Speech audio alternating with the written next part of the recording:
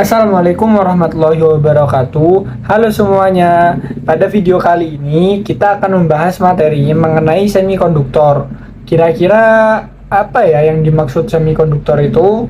Untuk tahu lebih lanjutnya, simak video ini sampai habis ya. Tapi sebelum masuk ke materi, perkenalkan, nama saya Rahmat Maulana Fatahillah dari Lab Maestro dengan NRP 2040231075.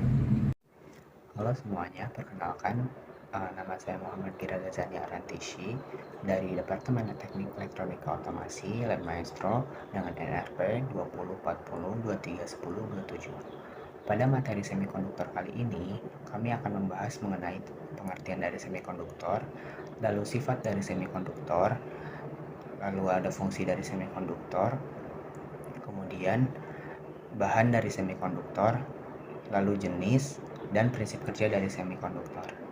Pengertian: semikonduktor adalah sebuah komponen yang memiliki konduktivitas listrik yang terletak di antara isolator dan konduktor.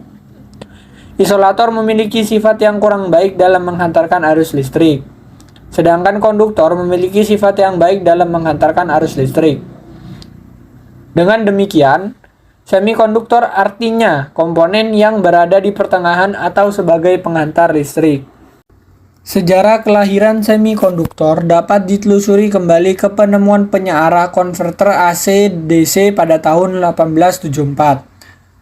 Beberapa dekade kemudian, Barden dan Brettain di Bell Laboratories di AS menemukan transistor titik kontak pada tahun 1947. Dan Shockley menemukan persimpangan transistor pada tahun 1948.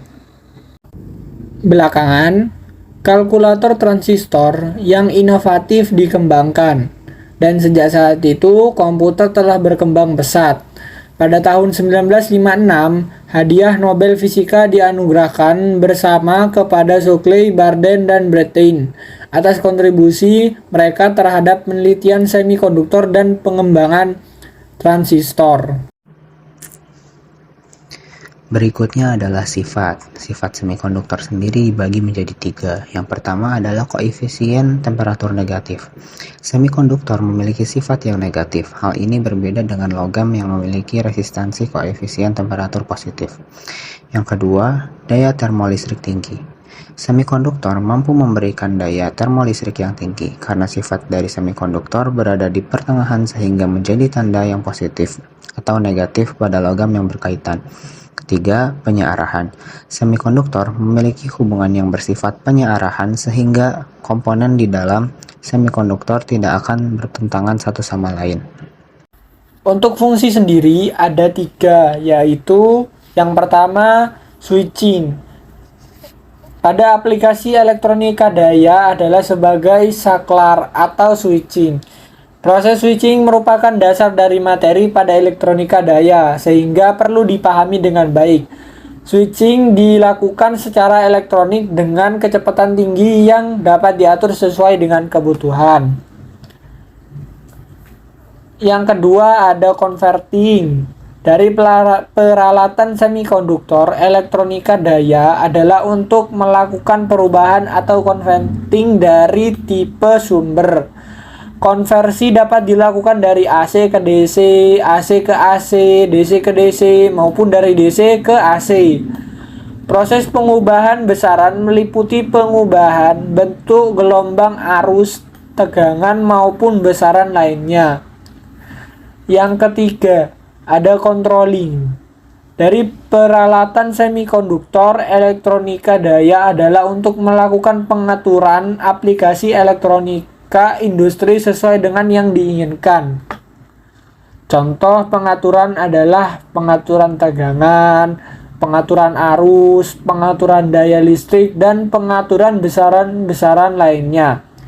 Dengan melakukan pengaturan besaran listrik akan berpengaruh pada sistem kerja pada sistem yang bekerja di industri, seperti kecepatan putaran, tekanan, suhu, kecepatan gerak, dan sistem kerja lainnya. Selanjutnya adalah bahan. Untuk semikonduktor sendiri digolongkan menjadi dua. Yang pertama, semikonduktor elemental, terdiri atas unsur-unsur pada sistem periodik golongan 4A seperti silikon, germanium, karbon, dan yang lainnya. Lalu yang kedua adalah semikonduktor gabungan atau kompon, terdiri atas senyawa yang dibentuk dari logam unsur periodik golongan 2B dan 3A, yaitu valensi 2 dan 3, dengan non-logam pada golongan 5A dan 6A, yaitu valensi 5 dan 6, sehingga membentuk ikatan yang stabil, yaitu valensi 8. Semikonduktor gabungan 3 dan 5 contohnya adalah gallium arsenida dan indium fosfida. Sedangkan gabungan 2 dan 6 adalah kadmium tellurida dan seng sulfida.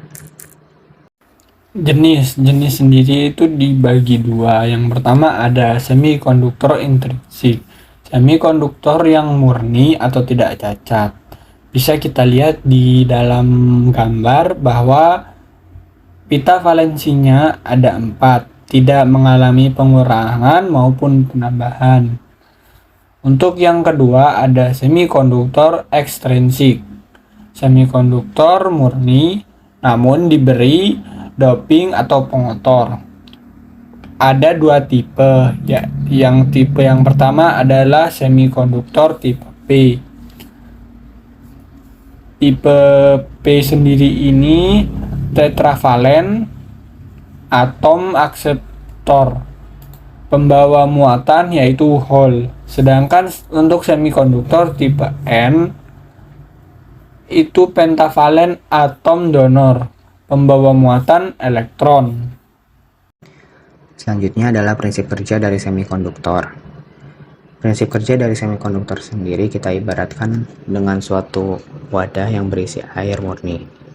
Ketika ada suatu wadah berisi air murni dan tidak ditambahkan dengan tambahan zat apapun ke dalamnya, kemudian dimasukkan sepasang konduktor yang dialiri arus DC, maka arus listrik tidak akan mengalir. Hal tersebut terjadi karena air merupakan suatu isolator murni dan bukan pembawa muatan yang baik. Namun berbeda konteksnya ketika kita menyiapkan suatu wadah berisi air murni dan kemudian kita taburkan zat berupa garam di dalam air tersebut. Garam di sini berfungsi sebagai pembawa muatan. Jadi ketika kita mengaliri arus DC pada air tersebut, di dalam air yang bercampur garam akan teraliri arus listrik. Hal tersebut terjadi dikarenakan konduksi arus mengalir akibat elektron bebas atau ion di dalam air yang sudah terbentuk. Ketika konsentrasi garam kita tingkatkan atau jumlah kapasitas garam ditambah dari jumlah sebelumnya pada air, maka kita akan melihat bahwa arus konduksinya atau nilai aliran listriknya juga meningkat. Oke, mungkin cukup segitu dulu ya teman-teman video dari kami. Gimana? Kalian jadi lebih tahu lagi kan tentang semikonduktor? Mudah-mudahan ilmu yang kami sampaikan tadi dapat bermanfaat bagi kalian semua. Terus pantengin channel kami, jangan lupa like, komen, dan subscribe. Sampai ketemu lagi kapan-kapan. Assalamualaikum warahmatullahi wabarakatuh.